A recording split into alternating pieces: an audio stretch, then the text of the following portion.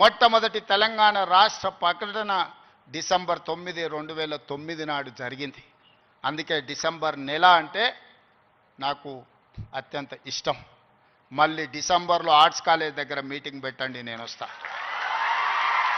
మీకేం కావాలనో అక్కడికక్కడ అన్ని మంజూరు చేసి జీవో ఇచ్చిపోతా.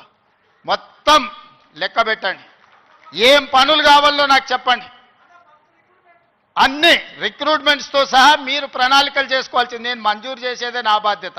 పబ్లిక్ సర్వీస్ కమిషను ఆనాడు గ్రూప్ 1 పరీక్షా పత్రాలు జిరాక్స్ సెంటర్లలో పల్లి బఠానీల కింద అమ్ముకుంటే పబ్లిక్ సర్వీస్ కమిషన్ని ప్రక్షాళన చేసి కొత్తగా నియమించి పరీక్షలు నిర్వహించి దాదాపుగా 85% ఎస్సీ, ఎస్టీ, బీసీ మైనారిటీలు ఈరోజు సెలెక్ట్ అయ్యే పరిస్థితి ఉంటే కొంతమంది అడ్డుకోవాలని కోర్టుకెళ్ళి స్టే తీసుకొచ్చి సంవత్సరాల కొద్దీ 2011లో పబ్లిక్ సర్వీస్ కమిషన్ గ్రూప్ 1 పరీక్షలు జరిగితే 2025 వరకు మళ్ళీ పరీక్షలు జరగలేదు. 14-15 ఏళ్ల తర్వాత నేను పరీక్షలు నిర్వహిస్తే ఫలితాలను ప్రకటించకుండా అడ్డుకుంటారు. విద్యార్థులారా మీరు ఆలోచన చేయండి. 60,000 ప్రభుత్వ ఉద్యోగాలు ఒక్కొక్కరి తలలు లెక్కబెట్టి ఎల్పీ స్టేడియంలోనే వాళ్ళ కుటుంబాలు వాళ్ళ తల్లిదండ్రులను పిలిచి నియామక పత్రాలు అందించి 60,000 ప్రభుత్వ ఉద్యోగ ఖాళీలను మొదటి సంవత్సరంలోనే భర్తీ చేసిన. విద్యను పెంచాలి, విద్యను పంచాలి అని 11,000 మంది టీచర్లను 55 రోజుల్లో నోటిఫికేషన్ వేయడమే కాదు, రిక్రూట్ చేసి నియామక పత్రాలు అందించిన తెలంగాణ రాష్ట్రంలో కొన్ని కారణాల వల్ల ఎస్సీ కేటగరైజేషన్ ఇతర అంశాల వల్ల రిక్రూట్మెంట్ను వాయిదా పెట్టినా ఈరోజు ఆ సమస్యను పరిష్కరించుకొని దాదాపుగా ఇంకో 40,000 ఉద్యోగాలను రాబోయే 6 నెలల నియామకాలు చేపట్టి 2.5 సంవత్సరాలు పూర్తి చేసుకునే లోపల 1,00,000 ఉద్యోగాలు భర్తీ చేయాలి ప్రభుత్వంలో అని ప్రయత్నం చేస్తున్నా. ఇతర దేశాలు ఇతర రాష్ట్రాలు పర్యటించి పెట్టుబడులు తెచ్చి ప్రైవేట్లో దాదాపుగా 20 నెలల 1,50,000 ఉద్యోగాలు ఈరోజు ప్రైవేటు రంగంలో మనం కల్పించినాం. ఈరోజు తెలంగాణ రాష్ట్రము అభివృద్ధి చెందిన రాష్ట్రంగా ఈరోజు వేగంగా ప్రయాణం చేస్తుంది. Self collection of revenue, law and order, policing ప్రతిదీ దేశంలోనే నెంబర్ 1 రాష్ట్రంగా ఈరోజు కేంద్ర ప్రభుత్వం గుర్తించింది. నేను చెప్పట్లేదు, కేంద్ర ప్రభుత్వం నివేదికలు చెప్తున్నాయి. శాంతి భద్రతలను కాపాడడం నుంచి మొదలు పెడితే ఈరోజు నిత్యావసర వస్తువుల ధరలను నియంత్రించడంలో ఇన్ఫ్లేషన్లో కూడా Telangana is lowest inflation state in the country. 1.5. బయట రాష్ట్రాలకి జాతీయ స్థాయిలో 8% ఇన్ఫ్లేషన్ ఉంటే ఇతర రాష్ట్రాల 6-7% ఉంటే నిత్యావసర వస్తువులను నియంత్రించి 1.5% ఇన్ఫ్లేషన్ ఉన్న రాష్ట్రంగా తెలంగాణ మొట్టమొదటి స్థానాన్ని ఆక్రమించింది. ఎన్నడైనా ఆలోచన చేసిండ్రా? సన్న బియ్యం ప్రతి పేదవాడికి 3,10,00,000 మందికి ఈరోజు సన్న బియ్యం తింటున్నారంటే 60 రూపాయల కేజీ ఉన్న సన్న బియ్యం ఇవాళ 45 రూపాయలకే మార్కెట్లో దొరుకుతున్నాయంటే 3,10,00,000 మందికి ఈరోజు రాష్ట్ర ప్రభుత్వం సన్న బియ్యం ఇవ్వడం. రేషన్ కార్డు అడగాలంటే అదో అమెరికా వీసా లాగా ఉండే ఒకనాడు. ఇవాళ ప్రతి పేదవాడికి రేషన్ కార్డు ఇచ్చి ఇంటింటికి వెళ్ళి నీకు రేషన్ కార్డు కావాలన్నా తీసుకో అని చెప్పి ఈరోజు ఇస్తున్న ప్రభుత్వం మనది కాదా? ఈ ప్రభుత్వం ఉన్నదే మీకోసం. వీటిని అమలు చెయ్యాలి అంటే నియమ నిబంధనల ప్రకారం మనం పనిచేయాలి.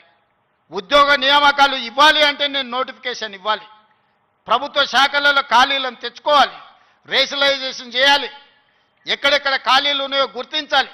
ఆ ఖాళీలను పబ్లిక్ సర్వీస్ కమిషన్కో, పోలీస్ కమిషన్కో, లేకపోతే మెడికల్ అండ్ హెల్త్ డిపార్ట్మెంట్ ద్వారానో ఈరోజు నియామకాలు చేపట్టడానికి ఒక ప్రాసెస్ ఉంది. ఆ ప్రాసెస్ ప్రకారం మనం ఈరోజు చేసుకుంటున్నాం. ఒకనాడు నోటిఫికేషన్ల కోసం మీరు ధర్నాలు నిరసనలు చేసేది. నేను మీద నోటిఫికేషన్లు ఇస్తే అశోక్ నగర్ చౌరస్తాలో, అమీర్పేట చౌరస్తాలో రోజు నిరసనలు. ఇన్ని నోటిఫికేషన్లు మాకు వద్దని మొట్టమొదటిసారి తెలంగాణ రాష్ట్రంలో నోటిఫికేషన్లు తగ్గించడం ఉద్యమం జరిగింది. అందుకే మిత్రులారా, మీకు అనుమానాలు ఉంటే నివృత్తి చేస్తా. కొన్ని రాజకీయ పార్టీలకు కొంతమందికి అధికారం పోయినా కడుపుమంట ఉంటుంది, బాధ ఉంటుంది, దుఃఖం ఉంటుంది, ఆవేదన ఉంటుంది. కొడుకులను ఏమేమో చేద్దాం అనుకుంటే ఎందుకు కాకుండా పోతురని తండ్రికి ఆవేదన ఉంటుంది. ఆవేదనతో ఆరోగ్యం కూడా దెబ్బతింటుంది. మీరు వాళ్ళ ఉచ్చులో పడితే ఎట్లా? నేనెవరినే? మీరు అందరు కలిసి చేస్తేనే ముఖ్యమంత్రి అయినా కదా. నేను ఆకాశం నుంచి ఊడిపడ్డానా? అమెరికా నుంచి వచ్చినా? ఏ నుంచి వచ్చినా? నల్లమల్ల అడవుల నుంచి, కొండారెడ్డిపల్లి నుంచి వచ్చిన ప్రొఫెసర్ కాసింది మాది పక్క ఊరే. మీ ఊరు నుంచి మీ దగ్గర నుంచి గవర్నమెంట్ స్కూల్లో చదివి మీతో పాటు 20 ఏళ్ళు ఉండి జడ్పీటీసీగా ఎమ్మెల్సీగా ఎమ్మెల్యేగా ఎంపీగా 20 సంవత్సరాలు మీతో పాటు ఉండి మీతో పాటు పెరిగి మీతో పాటు మీరు ఆశీర్వదిస్తేనే ఈరోజు తెలంగాణ రాష్ట్రానికి ముఖ్యమంత్రి అయినా చదువుకోవడానికి గుంటూరు పోలేదు, లేకపోతే పూనా పోలేదు, లేకపోతే అమెరికా పోలే. నేను చదివింది ఇక్కడనే, పెరిగింది ఇక్కడనే, ఎన్నికైంది ఇక్కడనే. మా తాతలు ముత్తాతలు ఎవరు పెద్ద పెద్ద పదవులలో లేరు. మా నాయన పేరు చెప్పి నేను ఇక్కడికి రాలేదు. కష్టపడి మీరు ఆశీర్వదిస్తే ఇక్కడికి వచ్చిన. చెట్టు పేరు చెప్పి చింతకాయలు అమ్మదలుచుకోలేదు నేను. కొంతమంది చెట్టు పేరు చెప్పి అమ్ముకునే ప్రయత్నం చేస్తారు.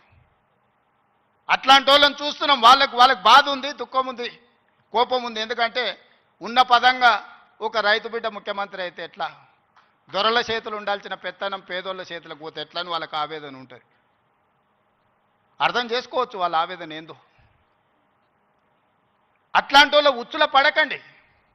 సమస్య ఉంటే నాకు చెప్పండి. నా మంత్రులందరూ అందుబాటులో ఉన్నారు. మీ మంత్రి లక్ష్మణ్ ఎవరే, మీ మధ్యలో ఉండేటోడే కదా. పొన్నం ప్రభాకర్ ఎవరే, విద్యార్థి రాజకీయాల నుంచి వచ్చినోడే కదా. ఏ పేరైనా తీసుకోండి. ఈరోజు నా మంత్రివర్గంలో ఉన్నోళ్ళు మీకు అందుబాటులో ఉండనోళ్ళ, మీరు కలిస్తే చెబితే విననోళ్ళ. ఇవాళ ప్రొఫెసర్ కోదండరామ్ గారిని ఎమ్మెల్సీగా చేసినాం. ఎందుకు? మీ సమస్యలు విని చట్టసభలలో ప్రస్తావిస్తాడని. కుట్ర చేసి సుప్రీంకోర్టుకి వెళ్ళి కొట్టేపించారు. నేను మళ్ళీ చెప్తున్నా, సార్ను 15 రోజులలో మళ్ళీ ఎమ్మెల్సీకి పంపుతాం. ఎవడడ్డం వస్తాడో చూద్దాం. ఎందుకంటే ప్రజాస్వామికంగా ప్రజల సమస్యల్ని ప్రస్తావించే వాళ్ళు చట్టసభలో ఉండాలనేది నా ఆలోచన. అలాంటి వాళ్ళని నువ్వు పంపించినప్పుడు వాళ్ళకు కూడా పదవి ఉండొద్దని సుప్రీంకోర్టు వరకు పోయి కోట్ల రూపాయలు పెట్టి పెద్ద పెద్ద న్యాయవాదులను తీసుకొచ్చి ప్రొఫెసర్ కోదండరామ్ సార్ని ఎమ్మెల్సీగా తొలగించారు. ఏం పైశాచికానందం ఇది, ఏం శునకానందం. సార్ ఒక్కడు ప్రొఫెసర్గా ఉంటే తప్ప, ప్రొఫెసర్ గారు ఎమ్మెల్సీగా ఉంటే తప్ప. మీ ఇంటిల్లి పాది మంత్రులు ఉండొచ్చు, ముఖ్యమంత్రి ఉండొచ్చు, ఎమ్మెల్సీలు ఉండొచ్చు, ఎంపీలు ఉండొచ్చు, అన్నీ మీ కుటుంబం ఉండొచ్చు. కానీ పొలిటికల్ చేసి చైర్పర్సన్గా పనిచేసిన కోదండరామ్ గారు ఒక ఎమ్మెల్సీ ఉంటే మీ దుఃఖమేందని అడుగుతున్నా. నా మీద తీటు ఉందంటే నేను అర్థం చేసుకుంటా. ఆ సార్ ఏందే పాపం, ఇంటి తలుపులు వలగొట్టినా ఏమనలే సారు. నేనైతే చెంపలు వలగొడుతుంటే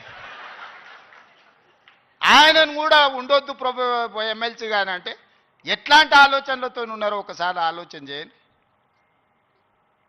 నేను కాకుండా ఇంకెవరైనా ఉంటే కుమార్ గారు వైస్ ఛాన్సలర్ అవుతుండేనా? మీరు చెప్పండి, మీరు ఆలోచన చేయండి. జానయ్య గారు అక్కడ అవుతుండేనా వైస్ ఛాన్సలరు?